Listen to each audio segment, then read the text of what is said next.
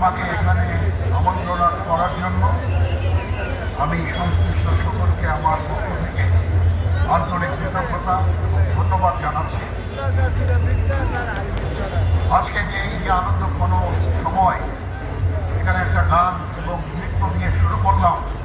এবং আপনারা এই যে হাজার হাজার ভক্ত এখানে আজকে উপস্থিত আছেন, এখানে বাদ্য বাজছে, এই আনন্দে আমাদেরকে সাথে নেওয়ার জন্য আপনাদের কাছে আমার কৃতজ্ঞতা প্রকাশ করছি। এই সম্প্রীতির বাংলাদেশ, এভাবে আমরা এই দেশে শত শত বছর ধরে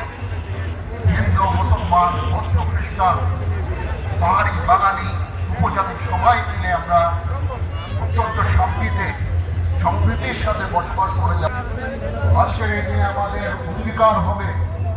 সেই সম্প্রীতি, সেই সৌহার্দ্যপূর্ণ পরিবেশ আমরা সবসময় বজায় রাখবো এবং আমরা একসাথে এই দেশে, এই দেশ সবার, এই দেশে আমরা